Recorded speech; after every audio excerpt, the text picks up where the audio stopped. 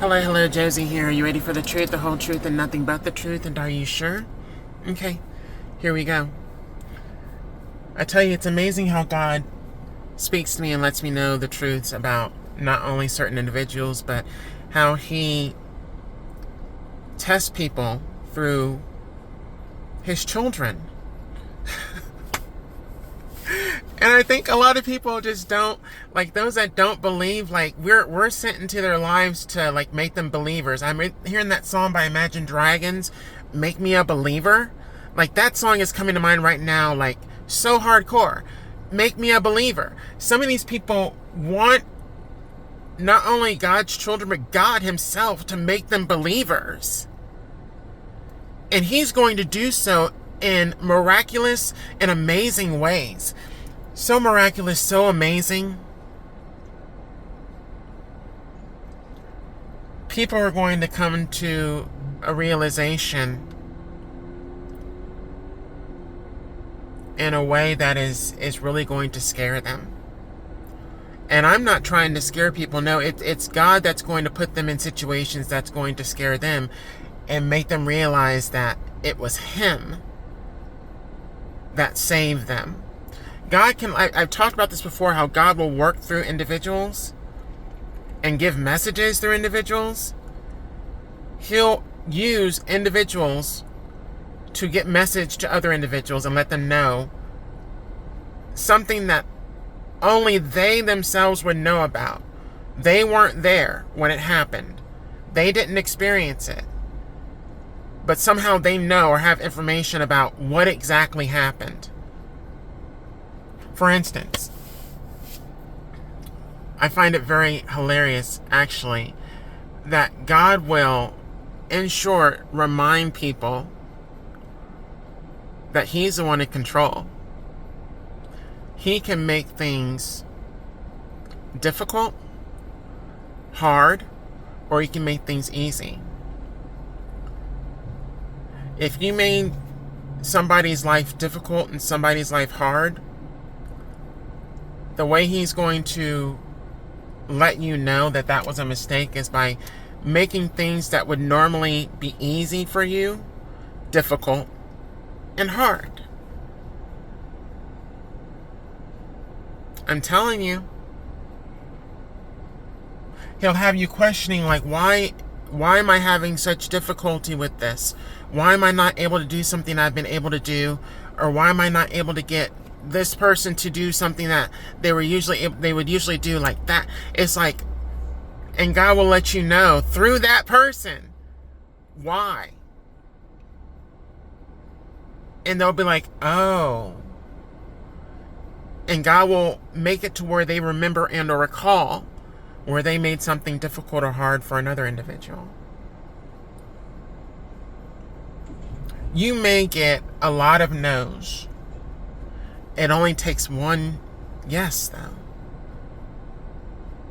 But all those no's that you received, it made you a stronger individual. It didn't hurt you.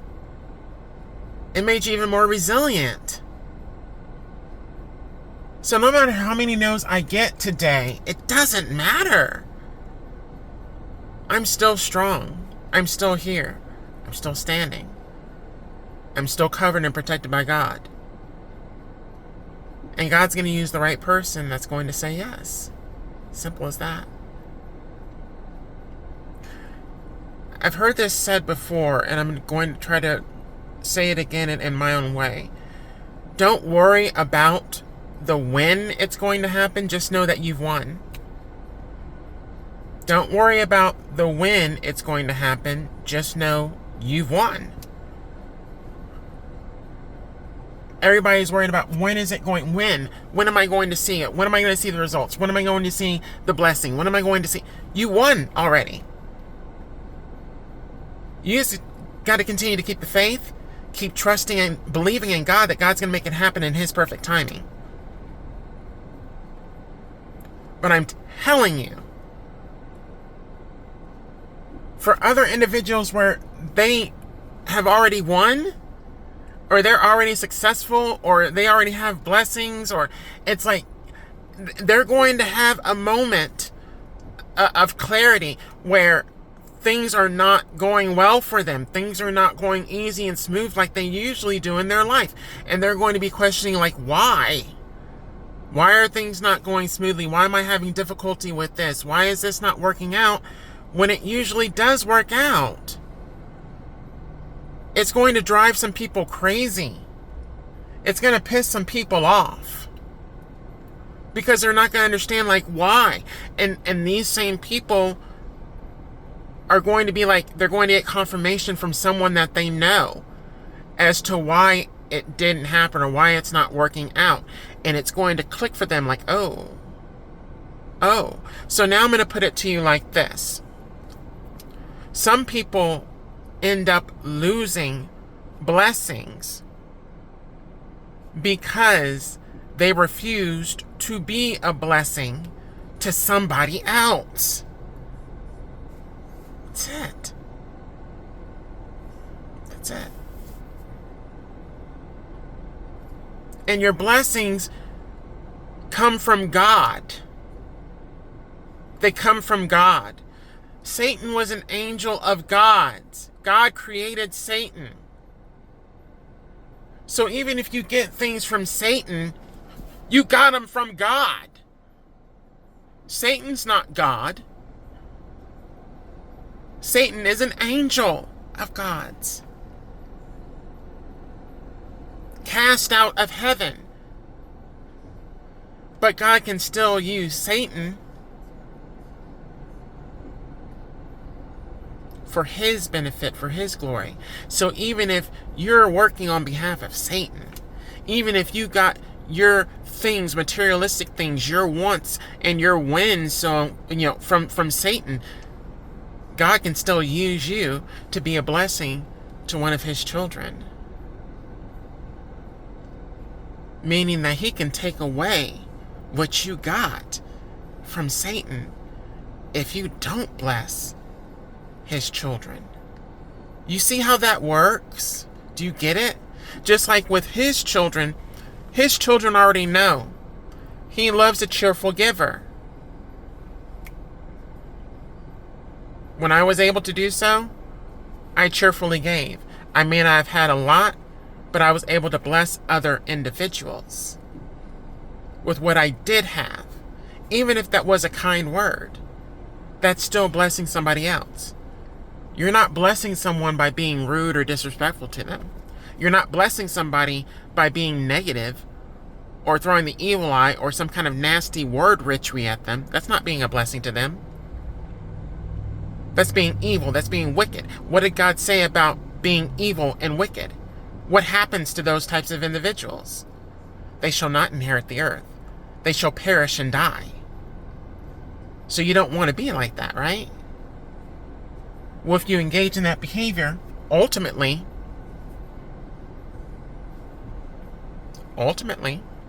that's what's going to end up happening. Your choice, your decision.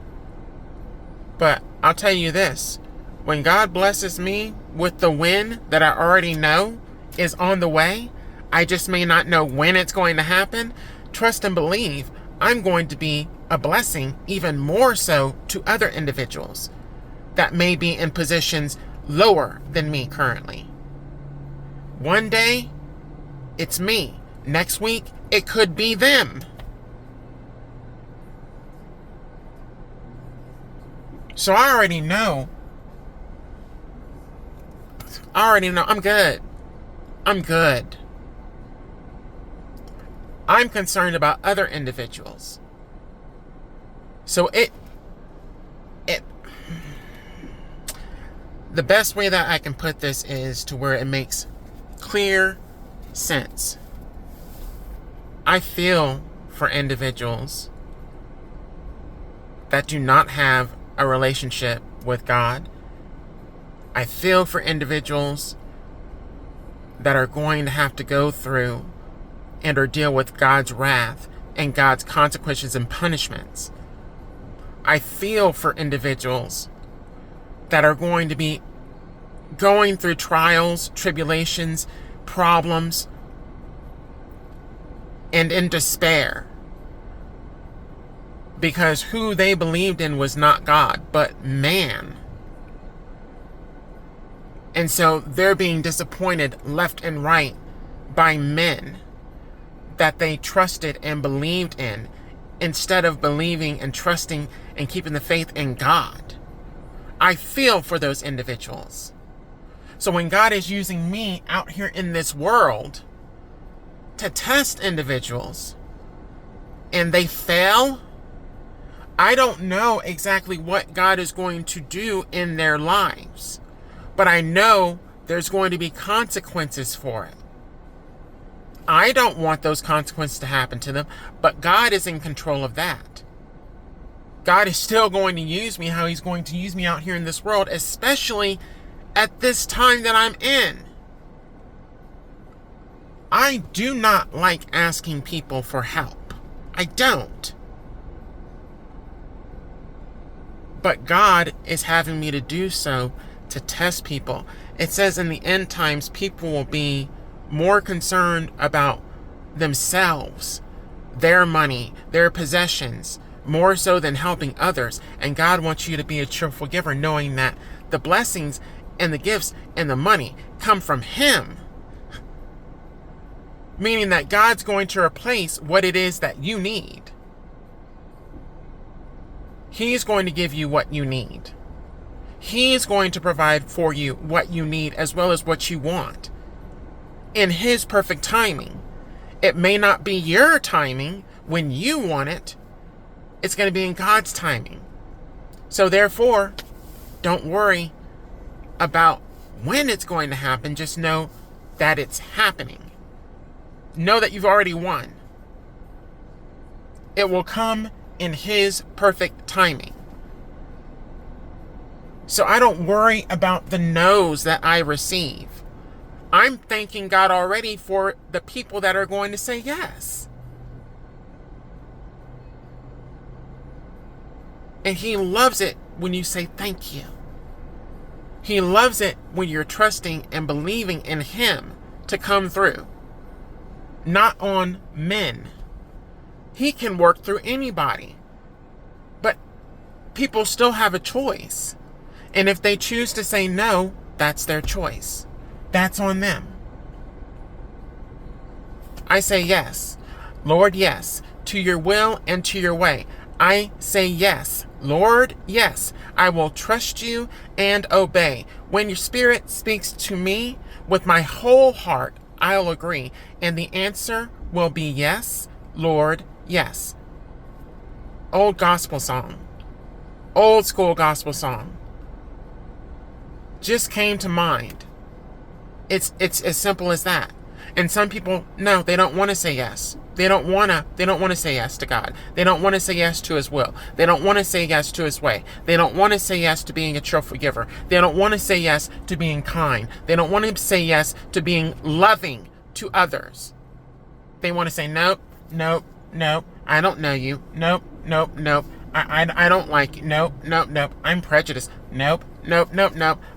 You're not family. You're not a friend. You're not someone I know. But trust and believe, if they are in the same situation, how many of those so-called friends and family would be there to support them? Would be there to lift them up? I can tell you I didn't have anybody but God. I did not have anybody but God. That's it.